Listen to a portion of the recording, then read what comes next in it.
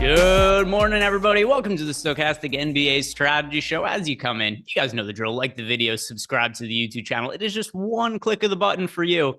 It costs no money. It only takes a couple seconds, and it does help us out a whole bunch, helps us grow the YouTube channel. So we do appreciate that. Also, shout out to Prize Picks, who are sponsoring the strategy show today. If you guys haven't signed up at Prize Picks yet, click on the link below to sign up, because that is going to get you up to a $100 bonus on your first deposit. And it also comes with one free month of Stokastic Plus Platinum. Just make sure that you sign up using the link below when you do sign up, because you're going to need that link to get credited with your bonus money and with your free month of Stokastic. Adam, what is happening today? And did you play enough of Luka Doncic last night? No, I didn't play enough Luka last night. I didn't project Chris Paul for only 24 minutes, so I didn't play enough Dwayne Washington. Didn't have enough of either of those guys. Yeah, so Chris Paul actually did get hurt yesterday, and I'm curious if that's going to impact today's game. We'll talk about that more later. But yeah, Dwayne Washington was a very odd chalk play to me yesterday. And then, like you said, Chris Paul got hurt. So maybe one of the weirder situations that I've seen a chalk play work out, because Dwayne Washington, I don't know, like what was he going to play? 14 minutes or something like that? Well, so that's the thing. He was going to play like 14, 16 minutes, but like everywhere projected him to take some of the Landry Shamet minutes and play like 18 to 20. So I understood like why he was popular. I just disagreed with the projection. And then you had a bunch of garbage time, so he played 24 minutes. Yeah, and then also, like I said, Chris Paul, he got kicked in the calf and had to leave the game briefly because of that. Could potentially put his status in doubt for today. And then there was the Luka game, which I don't, is that the best individual game in like of this generation of basketball? Like, when's the last game you could remember that was comparable to what Luka did last night? I mean, James Harden's the closest, but that's pretty much stands by itself. Yeah, and it's not only just that he had, the crazy fantasy points, 110, which is by far the most anybody has ever had.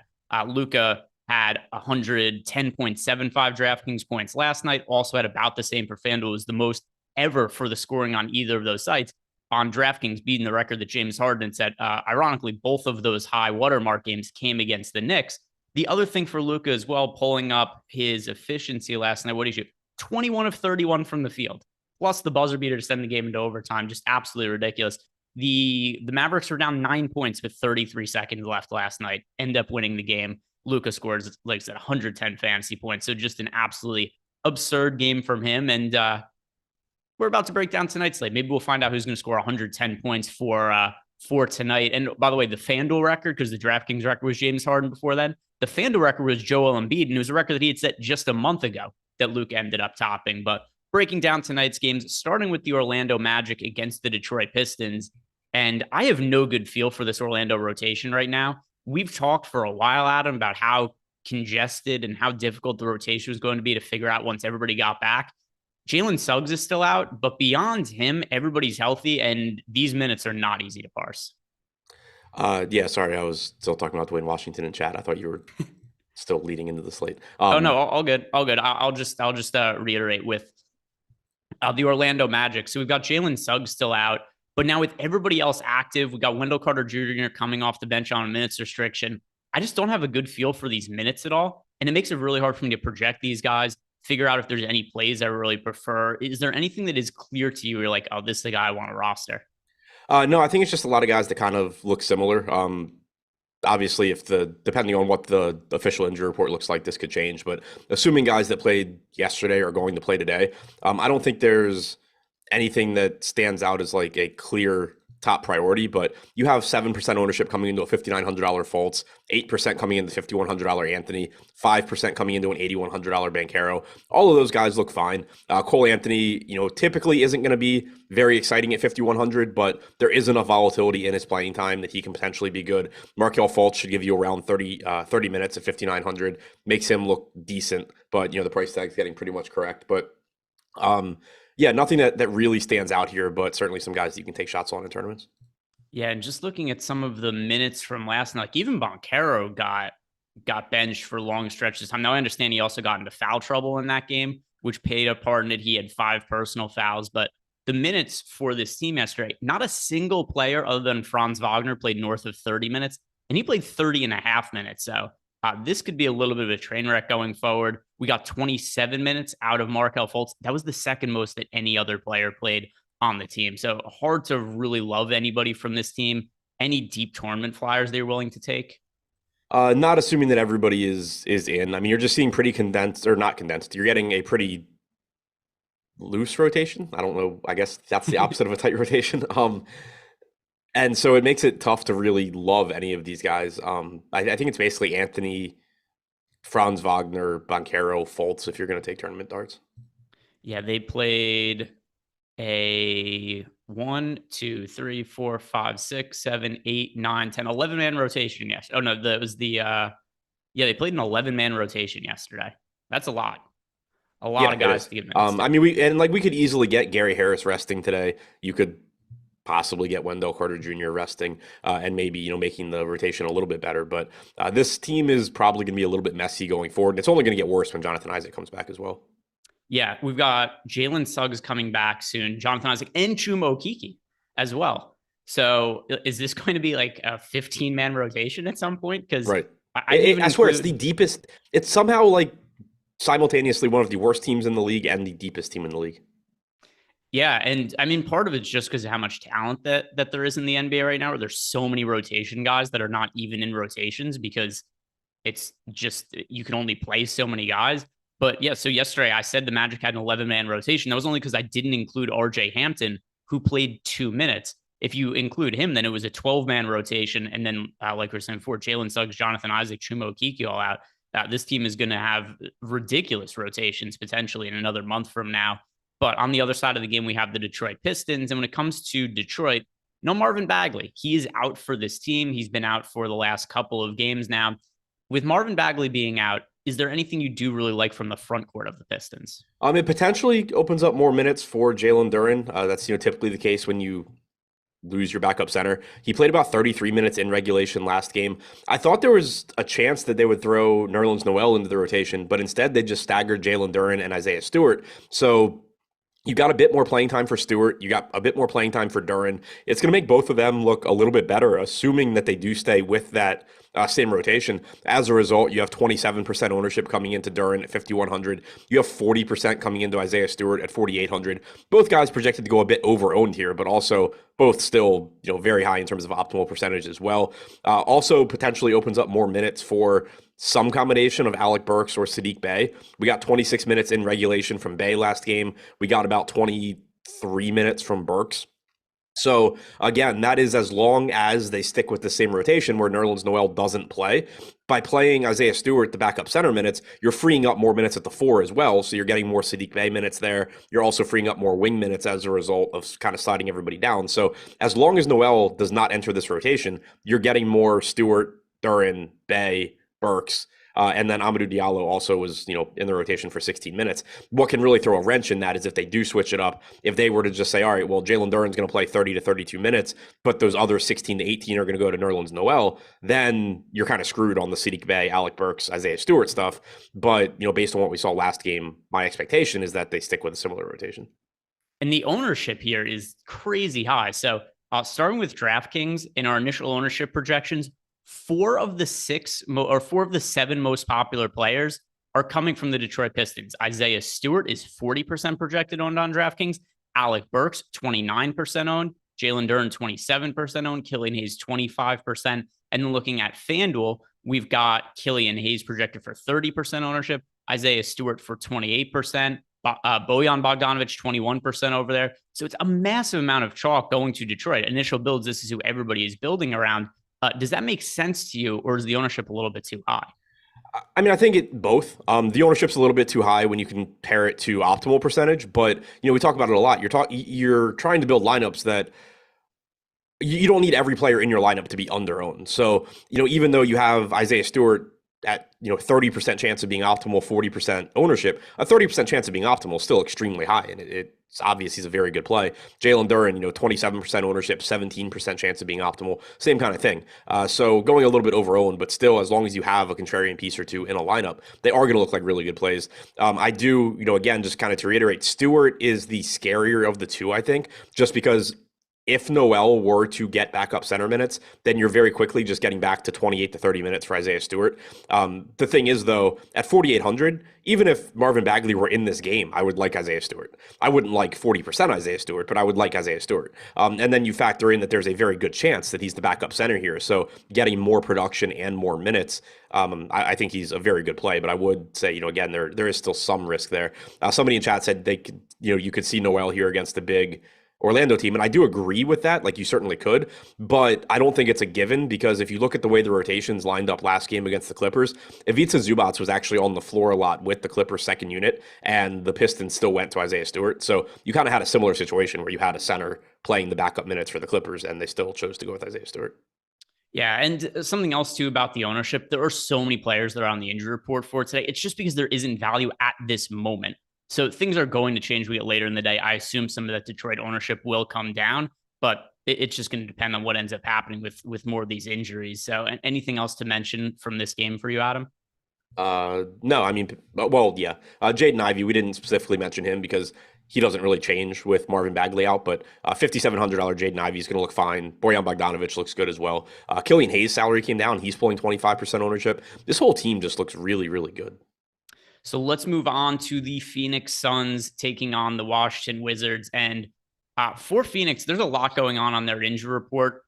Chris Paul, he said he's going to be good to go for today, so I didn't include him in the list of injuries, but he did leave last night's game early with an injury. So a couple of things happened. I know that Dwayne Washington, we talked about him a little bit to open up the show. You've been going back and forth with people in chat about it. Washington didn't play a ton yesterday. He got 24 minutes, but of those minutes, a lot of it was because of blowout run, and then also Chris Paul getting hurt during the game.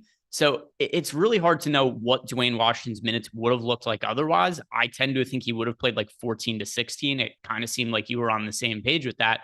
But also, Chris Paul is questionable. Landry Shamet is questionable. Campaign is questionable. I'm considering Chris Paul potentially questionable after leaving last night's game with a calf injury. So, what could happen with Dwayne Washington here? Is he somebody that would look good to you, not good, and what would have to happen for you to want to play him? Yeah, so possibly. So first of all, Cameron Payne. If Chris Paul and Cameron Payne play, just forget Dwayne Washington exists.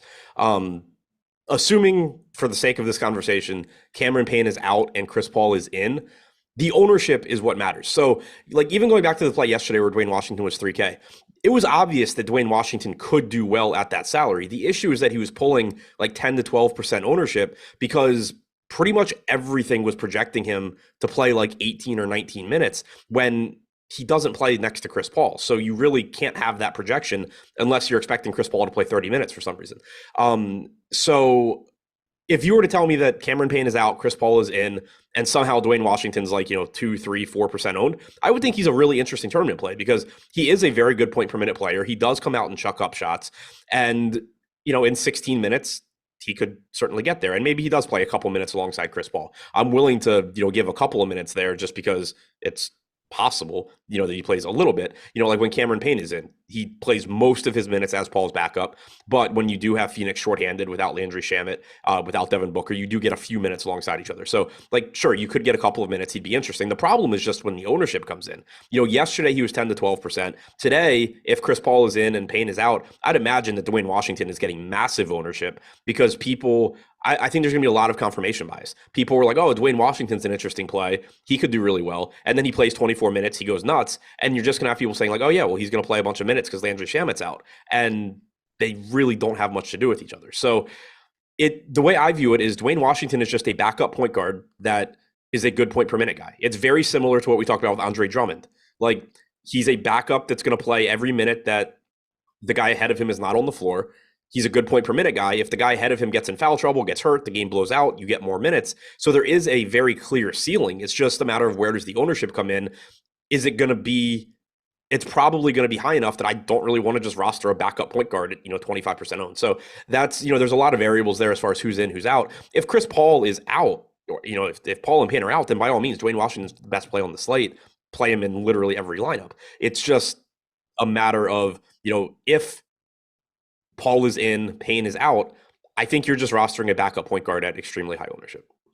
The other thing, too, is I'm not even sure that Dwayne Washington is a good points per minute fantasy producer. He has been this year, but he's played 180 minutes. Right. He was pretty shitty from a fantasy perspective last year. He scored 0.8 fantasy points per minute last year, which is not, abysmally bad, but it's not good either.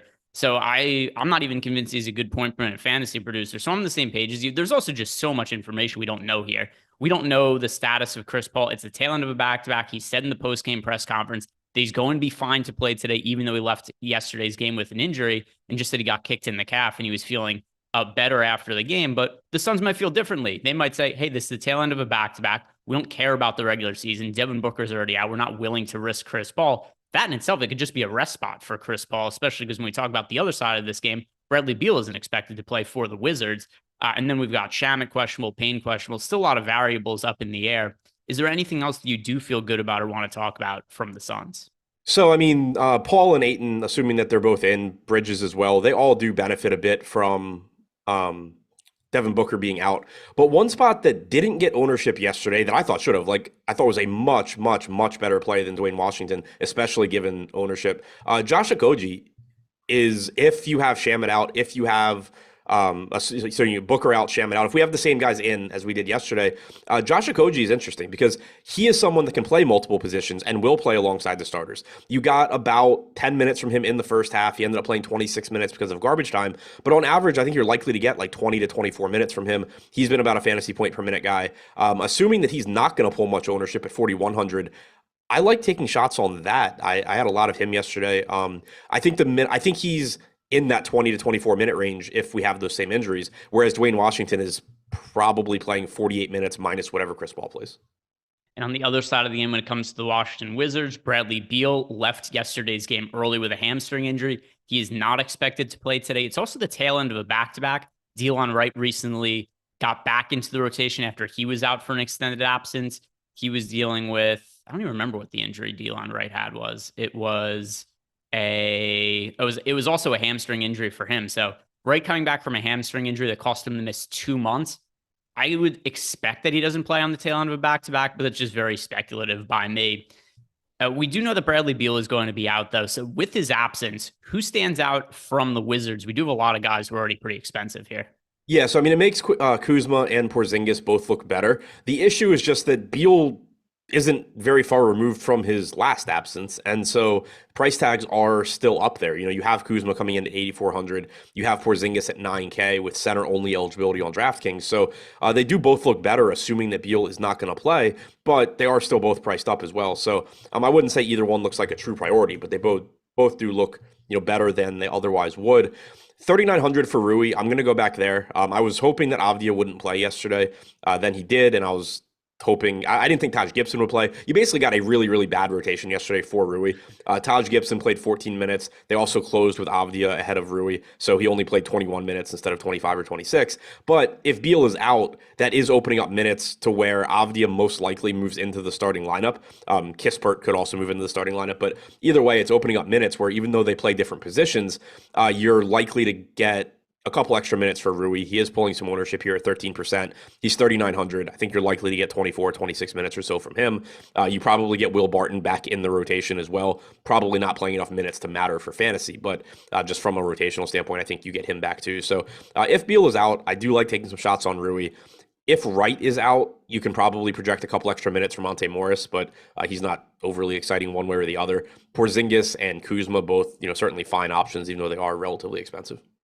Yeah, Porzingis a little bit easier to get to on FanDuel, even though it's the same price point, because he also has power forward eligibility over on FanDuel. And considering Gafford has started at center recently, Porzingis should have power forward and center eligibility, which he has on FanDuel, doesn't on DK. So 9K for Porzingis at FanDuel with the power forward and center eligibility. I like him quite a bit, at least there, because of the positionality. Is there anything else you'd like to mention from Washington? Nope. The next game we have to talk about is the Brooklyn Nets against the Atlanta Hawks. And from the Nets, this has been one of the better teams in the NBA over the last month. And a big reason why is because Ben Simmons is not having a massive fantasy impact, but he's really found his role with this team. He's been relegated to being a low usage guy, but the rebounds are there, the assists are there, and the defense has been incredible for him. So we're looking at this Nets team, though. One thing that's been an issue, and also you shouted out the other day TJ Warren as somebody who could come off the bench, and you're waiting for him to start to play extended minutes. He's in the mix now as a somewhat high usage guy off the bench. It's hard to find a lot of upside here because while Kyrie Irving and Kevin Durant are both great players and we like to think they have upside, if you go through Kevin Durant's game logs, we're more than a month removed from him putting up 60 fantasy points. This is a tough team to get to. Yeah, it is. Seth Curry probable as well. He missed last game in addition to Joe Harris, which helped those TJ Warren minutes as well. You do still have Joe Harris out, though. So I don't think that there's a ton to love from Brooklyn, but there are still some speculative plays. You actually have a lot of ownership coming into this team, which is kind of surprising. But Durant and Irving, again, if you get to them both, fine. 8,400 for Irving, certainly fair. 10-2 for Durant. I do think the ownership is probably a little bit higher than it should be, but it is also a favorable matchup against Atlanta. I like Ben Simmons at 6,200.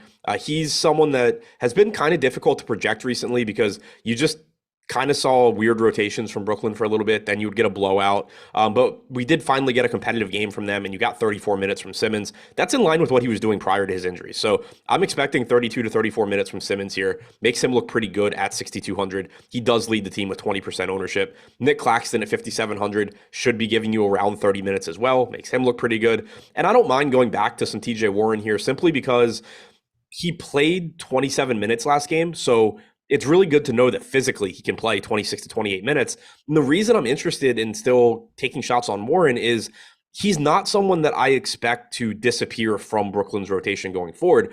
I think TJ Warren is one of the better players on this team and that he's going to be a main piece of this rotation for the rest of the season. So I don't view it as like, oh, well, Seth Curry's coming back, and so they're going to just look to take minutes away from TJ Warren. I think it's more likely that, Patty Mills loses his 6 minutes. Maybe Edmund Sumner loses his. Maybe Watanabe plays a little bit less. But I don't think that you're just going to see, or I don't think it's particularly likely. You certainly could. But I don't think it's particularly likely you're just going to see TJ Warren kicked back to like 18 minutes. Does he get there at 4K? At 4K? Who knows? But I think he very easily could play around 24 minutes here. Yeah, and then you look at some of these other players on the Nets. Like I said, Kevin Durant. We'd like to think he's a guy with a lot of fantasy upside, but we haven't seen it really lately. His last game over 60 fantasy points, November 28th against the Orlando Magic. You mentioned Kyrie Irving getting some ownership here. Simmons, by the way, Simmons, I feel like he has a different position eligibility every few days. I look at Ben Simmons like, oh, he's a point guard, small forward. Now he's power forward, center on DraftKings, on FanDuel. Yeah, so he is power forward center on DraftKings and point guard power forward on FanDuel. He also had small forward eligibility not too long ago. So Simmons, it's going to be dependent on how many other players get rolled out. But if I was to build lineups right now, Simmons would end up being in some of them for sure. Anything else or any dart throws you want to take from the Nets? No, I think it's just, again, not any like true priorities here. But I think, kind of across the board, they just look good because of the matchup. Talking about the Atlanta Hawks on the other side of this game, this is tough. There are so many players on the injury report right now. Trae Young is questionable. He left last night's game early with an injury. Clint Capella, he's questionable. DeAndre Hunter, questionable. Jared Culver, who we've seen play minutes when this team has been shorthanded, but isn't in the rotation when everybody's healthy. He's questionable. So it'd be a thing like, all right, if Hunter, Capella, and Young are out, maybe Culver would fill some of the minutes for them, but he might not be available either. The one thing that I think we could say here is that if Trae Young is out, DeJounte Murray looks a lot better. Bogdan Bogdanovic looks better, but we just need more info on the injury report. Yeah, exactly. It's another spot where it's really tough. Like we didn't have Capella yesterday. Don't know if he's playing today. Don't know if Trae Young's playing today. There's a lot to like here. This should be a high scoring game. It's just a matter of, who is it that we end up liking? If Trae Young is in, he's certainly fine at 9,900. DeJounte Murray at 8,500 still looks okay if Young is in. But if he's out, you certainly want to get to more DeJounte Murray. John Collins at 5,300 is going to look good one way or the other, but looks better if Capella and or Young are out. Okongwu needs Capella to be out to look good, but if Capella is out, then $5,200 Okongwu looks good. So there's going to be stuff to like from Atlanta. It's just a matter of who and how much. Yeah, we're going to need more injury reports. I mean, when you've got Trae Young, the most important backcourt player on the team, questionable, then you got Clint Capella, the most important front court player on the team, questionable. There's just more information that we need before we really know who it is that we'd want to roster. DeAndre Hunter, like we mentioned, also him being questionable. Is there anything else you want to mention here as a potential scenario if players get rolled out? No, I think that's so if we get, if we were at the same lineup as yesterday, we had Bogdanovic in the starting lineup. When he starts, he plays more minutes than when he comes off the bench. Typically, you do see a little bit of a drop in usage as you would expect with DeJounte Murray and Trae Young. But, also if you were to get a situation where Young is out and Bogdanovic is starting, he's going to look better then too. 32 minutes per game as a starter for Bogdanovic this year. Like you mentioned, his usage rate actually only 18% as a starter this year compared to 32% usage when he comes off the bench. Part of that is a small sample size issue, and it's a little exaggerated by that. But still, it stands to reason that he would have less usage as a starter. But still, he scores more fantasy points per game as a starter just because he's getting those extra minutes. So that definitely accounts for it. The next game that we have here is the Los Angeles Lakers against the Miami Heat. When we talk about the Heat, of course, their injury report is a total mess. As for the Lakers, it does not seem that LeBron James is going to play today. Post-game press conference, they said that his status is in doubt. Typically, when we hear that, my assumption is that LeBron James not going to play. I think that it's a pretty safe assumption that he's going to rest. Are you on the same page as that? Yeah, whenever LeBron says he's not sure if he's going to play, I read that as LeBron's not going to play.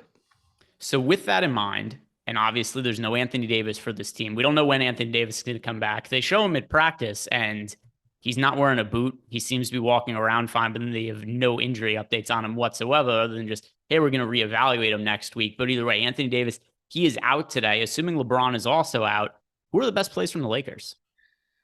Westbrook, I assume he's still going to come off the bench, but 7,500, probably playing around 28, 30 minutes. He's averaged 1.36 DraftKings points per minute without LeBron or Davis on the floor this season.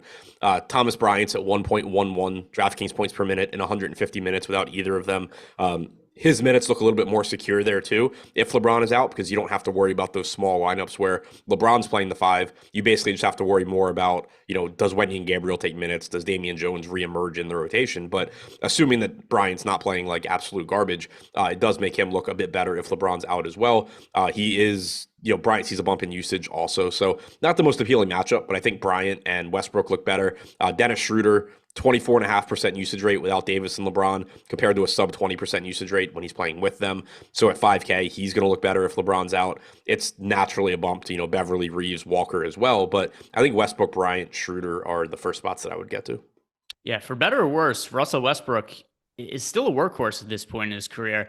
It's crazy too because he's had knee injuries in the past. He's also somebody who has been really relying on athleticism, but still he plays almost every game for the Lakers over the last couple of years. He plays on the tail end of back-to-backs.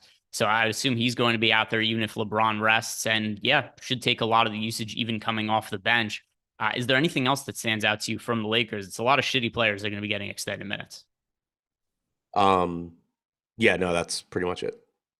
And now from the Heat side of the game, just the same nonsense that we've been dealing with. But the injury reports, once again, they're legitimate for this team.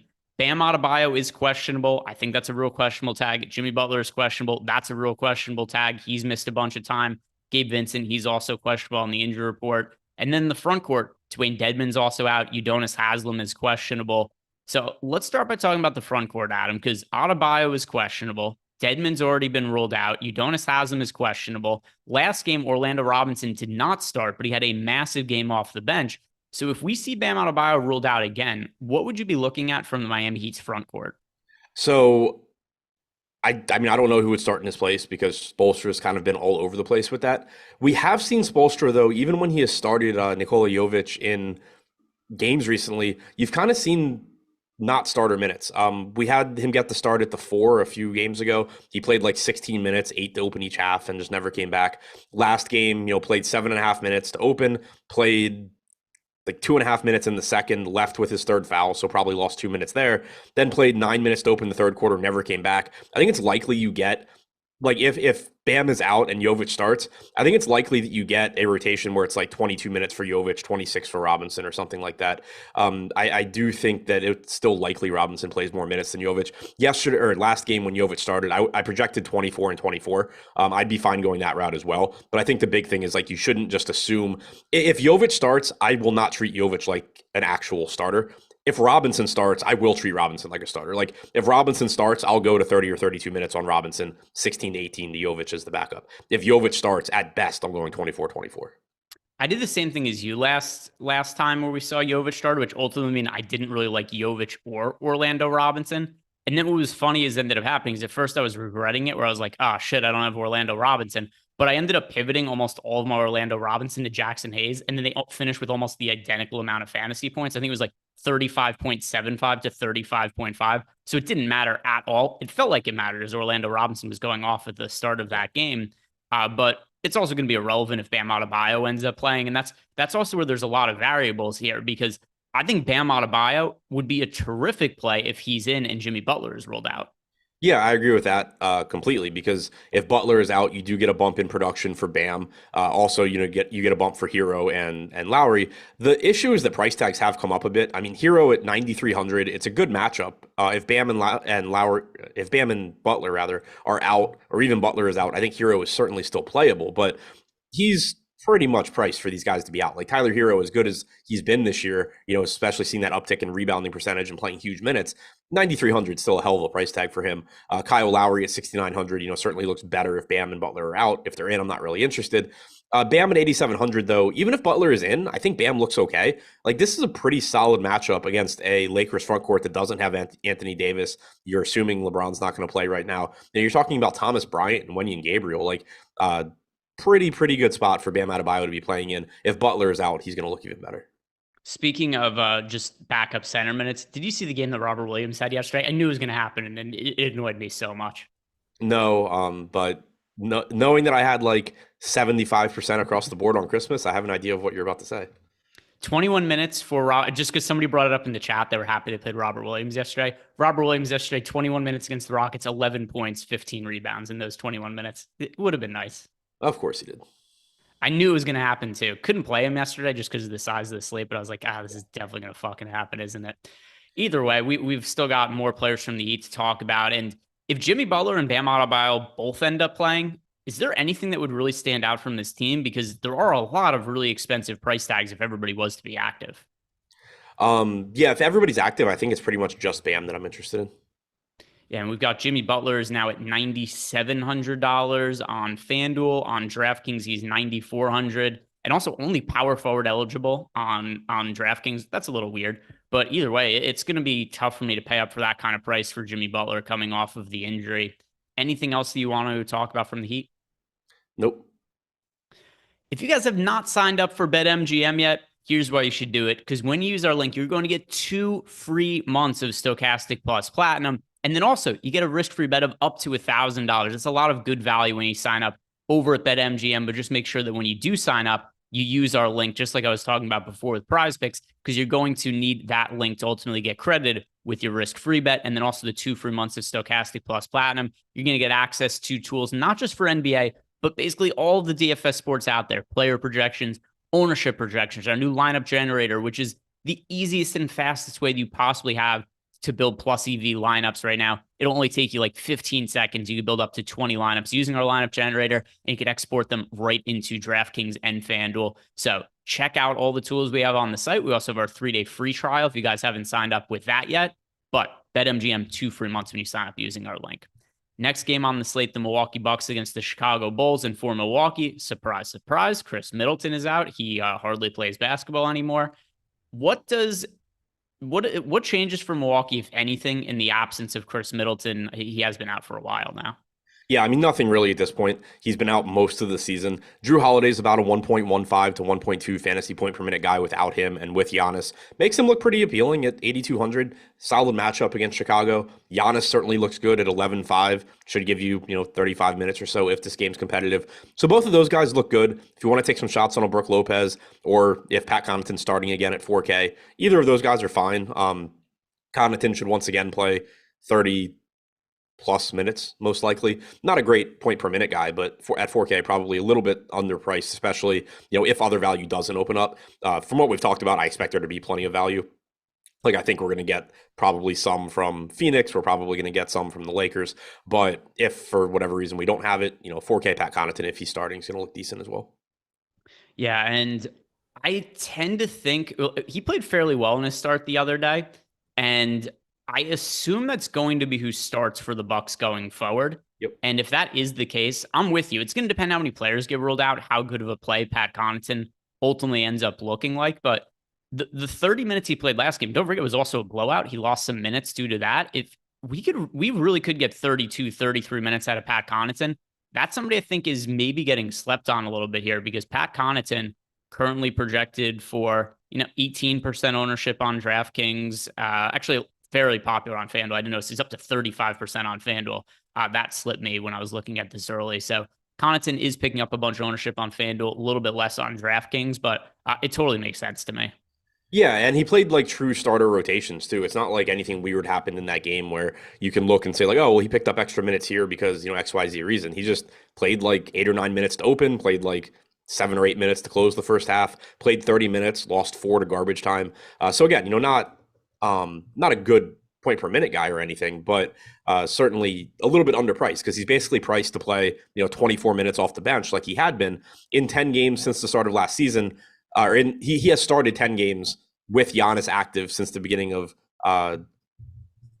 last season, or 11 games, since the beginning of last season. He's averaged 29.8 minutes per game, 0.72 DraftKings points per minute. So again, it's not an exciting play. You're probably going to have better stuff open up, but should look better than, like, he's just a little bit better than his price tag. Anything else that we should be talking about from the Bucks? Giannis has had kind of an oddly off year. Like, all his numbers across the board are the lowest they've been since like his second year in the NBA. And it's also something where if you start to look at some of his fantasy games, another guy who's kind of been tough to pay up for relative to some of his production over the last month. Obviously there's still a ceiling for Giannis, but we haven't seen it all that frequently this season. Yeah, it's just a lot of it's a playing time thing. Like, if this game's competitive, though, you should get 35 plus minutes from Giannis. So the production's certainly still there, averaging 1.66 DraftKings points per minute this season. Good matchup. Price tag's come down a bit too. We'd seen him up north of 12K. Now he's down to 11.5. So certainly like getting to Giannis here. Anything else we want to talk about from the Bucks? Nope. On the Chicago Bulls side of the game, we just saw a massive game out of DeMar DeRozan, but this is a team that's just an absolute train wreck right now.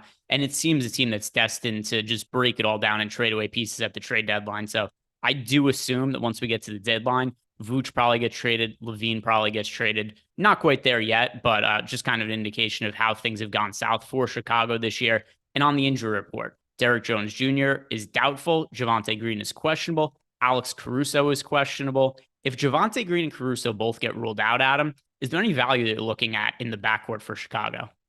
I think that you can take some shots on a very cheap Goran Dragic, a 4K Kobe White. You're not going to be confident in either one, and you should get Ayo Dosunmu remaining in the starting lineup at 4,100 if Caruso is out. Any of those guys are going to look, reasonable, but again, there's probably just going to be better value that opens up. 2 games ago, we saw the very strange Chicago rotation where Andre Drummond played a ton of minutes alongside Vooch, and you got like 39 minutes from Vooch. You got like 20, I think it was, from Drummond. Last game, not surprisingly, they went back to their normal rotation where they played 48 minutes. You got 30 from Vooch. You got 18 from Drummond. Here against the Bucks, if all these guys are out, so if Caruso is out, if Javonte Green is out, if Derrick Jones is out, maybe they go back to that super big lineup. Like, you certainly could against Milwaukee. I still don't really want to project that, though, because there was such a weird thing for them to do, and they've literally never done it outside of that. So I'm expecting that you just still get 48 minutes from Vooch and Drummond.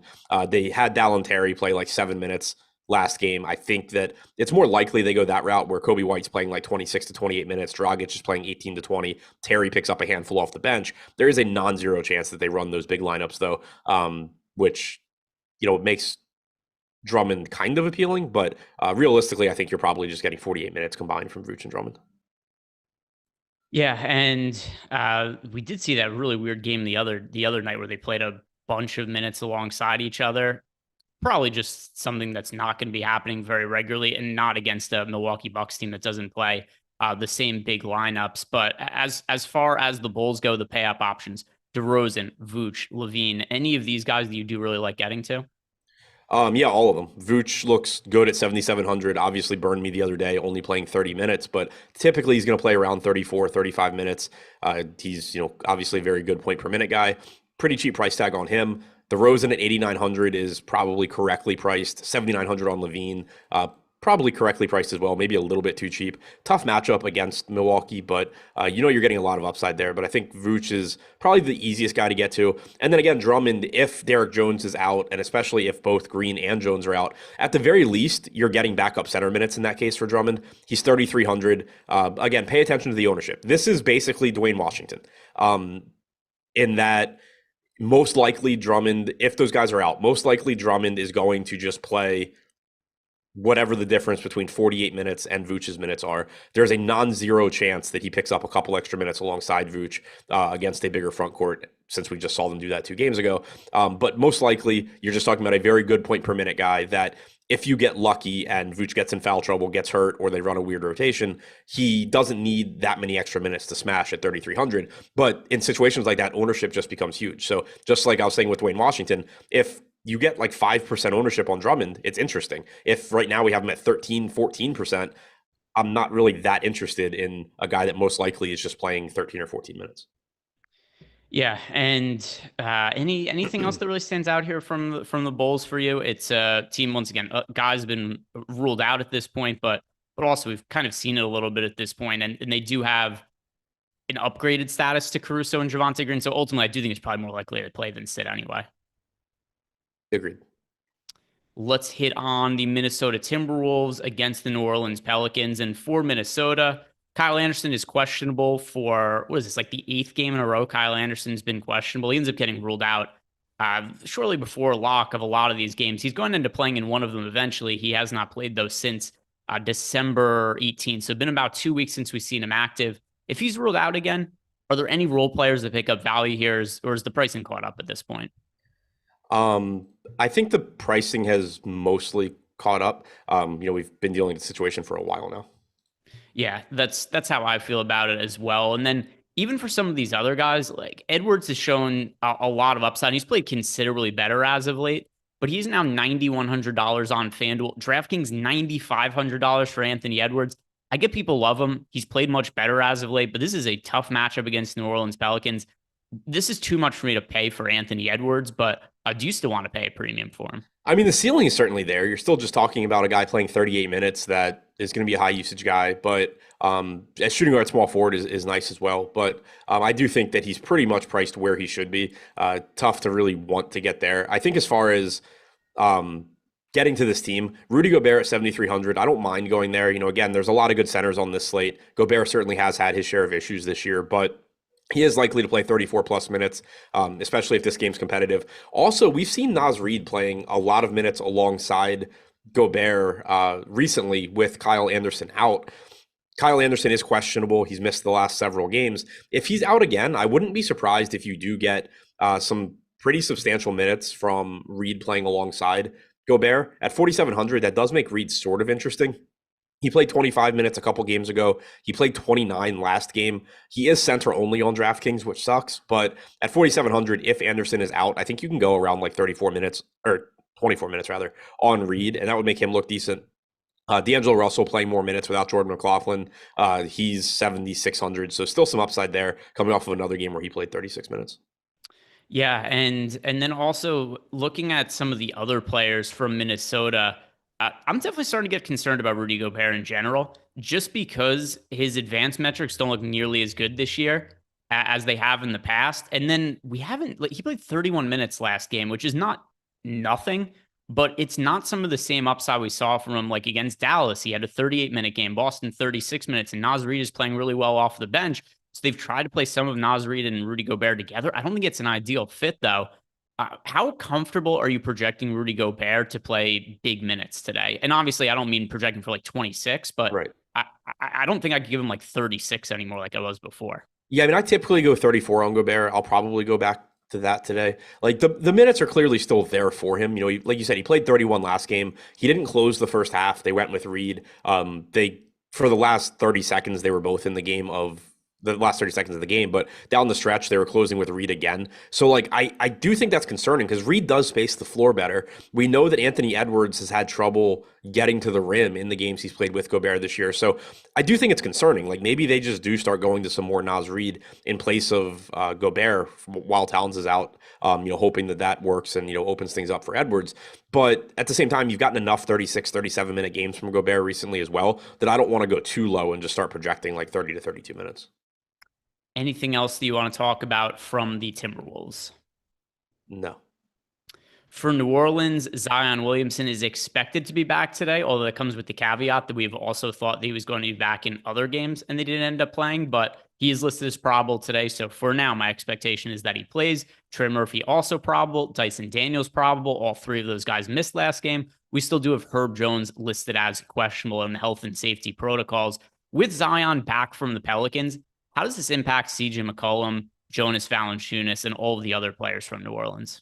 Kills a lot of the potential value here because you've seen increasing prices with Zion being out.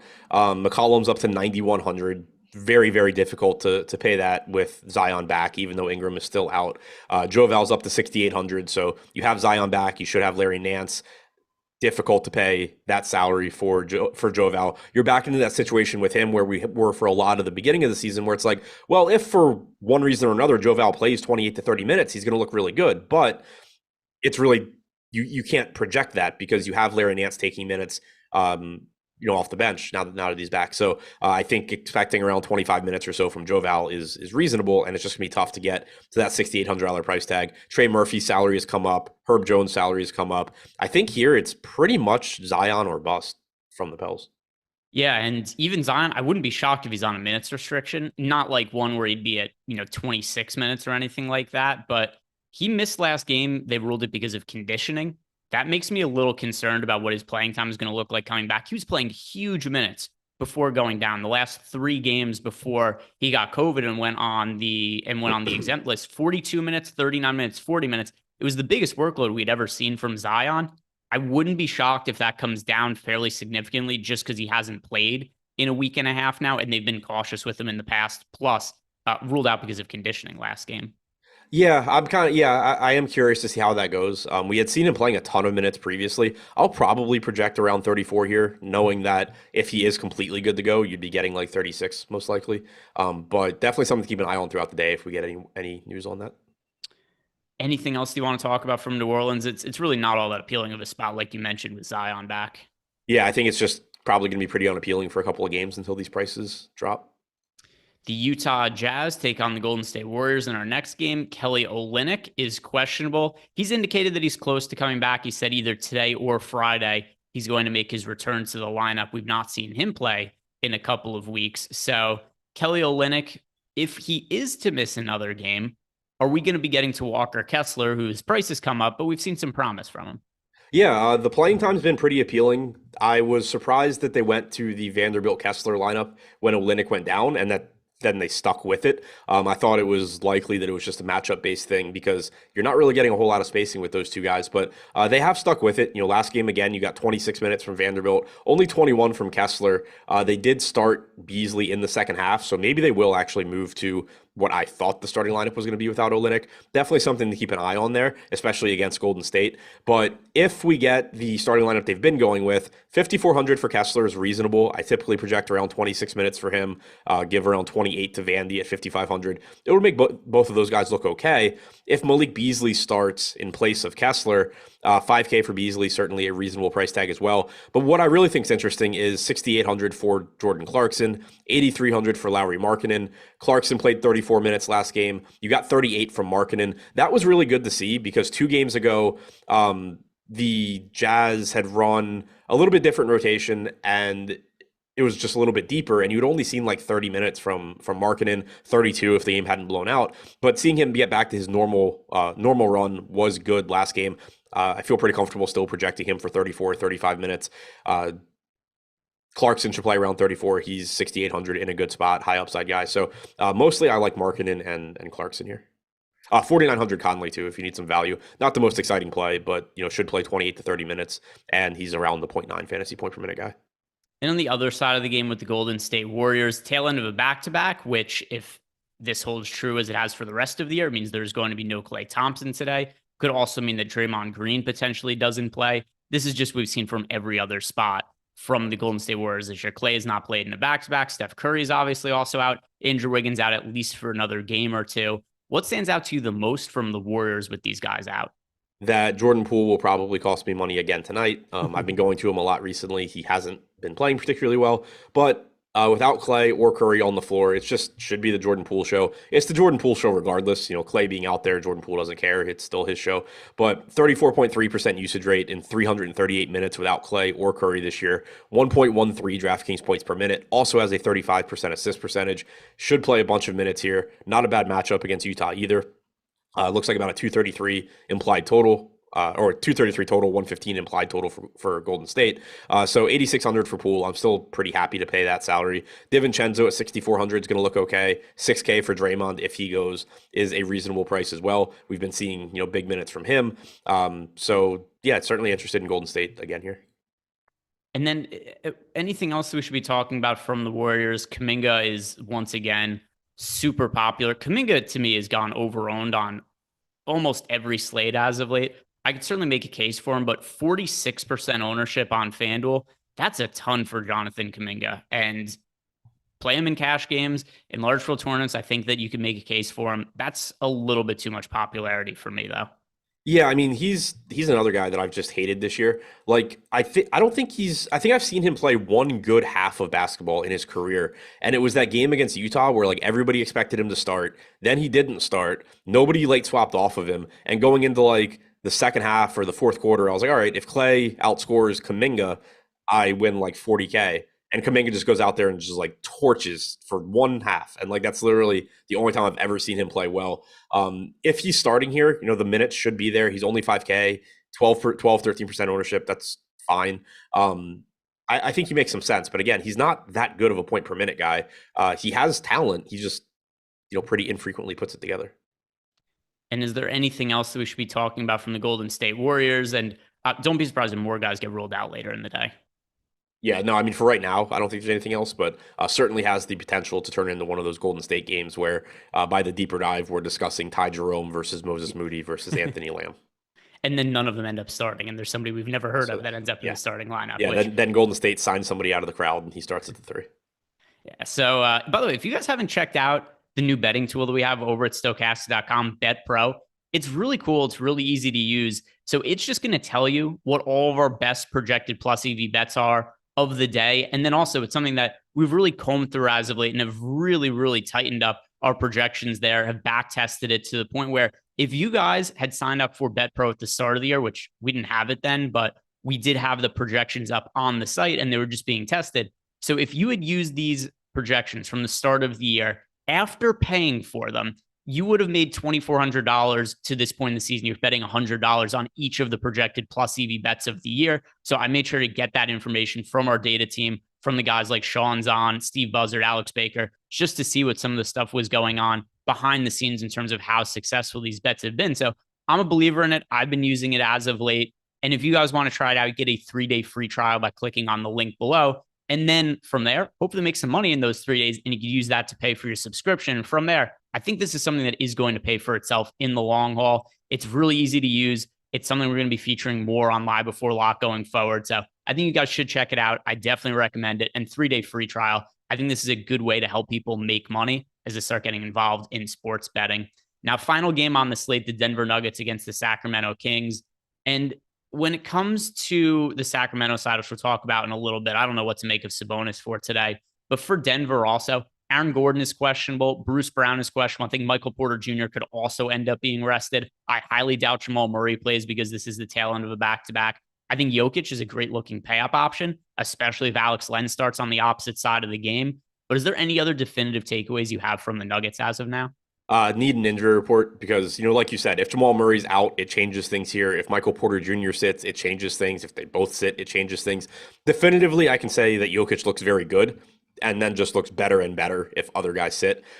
He was, pretty disappointing last night. Just wasn't aggressive. You get those games from Jokic every couple of weeks. And it's always just really confusing, but you can't really read anything into it because then he just comes right back out and torches, the next game. So, yeah, you just got one of those games where Jokic just decided he was going to try and set up his teammates all night instead of doing a whole lot offensively himself. But 11-7 for him, still a good price tag, still a good matchup. He's going to look really good. If Jamal Murray is in, he looks good. He's been playing big minutes lately. You got 38 minutes again last night. I think, if he's good to go, he's probably just good to go and playing 36 plus. Michael Porter Jr. has been playing around 30 minutes in regulation at 5,900. There's still plenty of upside for him. If he's in. Bruce Brown left yesterday's game early, so don't know if he's going to play. If he's out, especially if other guys are also out, it does potentially start to open up minutes for Bones Highland. Christian Brown probably plays a nice chunk of minutes as well. He's not particularly useful from a DFS standpoint, but there's a lot of moving parts on this team. The one thing I can say with confidence is that Jokic looks great no matter what, just better and better as other guys get ruled out. Jamal Murray, if he's in, looks really good as well. And then on the other side of the game, when it comes to the Kings, I don't know what to make of Sabonis for two reasons. Number one, I don't know if he plays, but even if he plays, I don't know if he's going to be limited. I don't know how effective he's going to be because he is a fractured thumb ligament, which also I don't know exactly what that means. I didn't know you could fracture a thumb ligament. But if Sabonis plays, I think it's reasonable to expect he might not be as effective as he was before because he was destroying prior to getting hurt. So if Sabonis plays, what would you make of him? And then if he's out, who benefits from the Kings?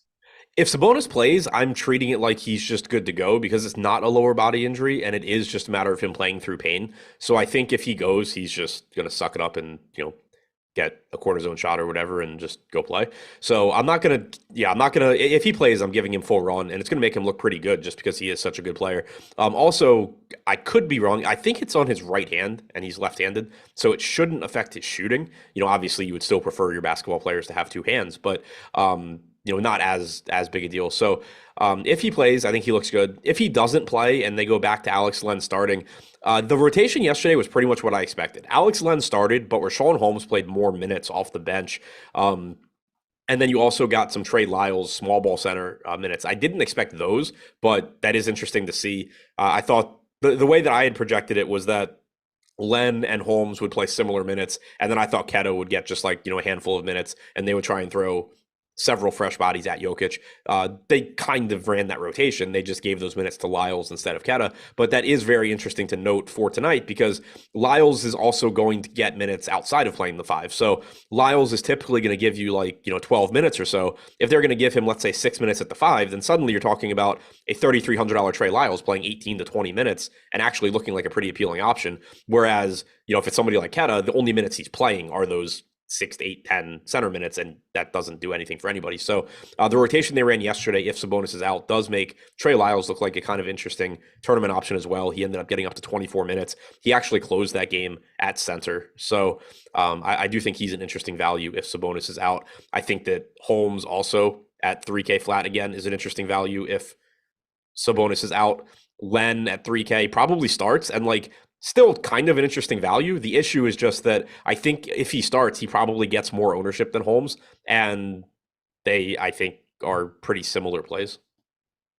Yeah, and then I played a bunch of De'Aaron Fox yesterday. Didn't go well, but I don't really have regrets about it because he should benefit in the absence of Sabonis. His assist rate has been massively higher, averaging over 9 assists per 36 minutes. Sabonis out. So if Sabonis does happen to not play again, I'm going to go right back to De'Aaron Fox. I mean, I do have regrets about it because it cost me thousands of dollars. But he was really bad, but he shouldn't be. He also only played 30 and a half minutes. I don't know how much of that is because he was playing like shit, but his playing time is always kind of a concern. Just like for a player as good as he is, you should be able to trust that he's getting 34 to 36 minutes a lot more often than he does.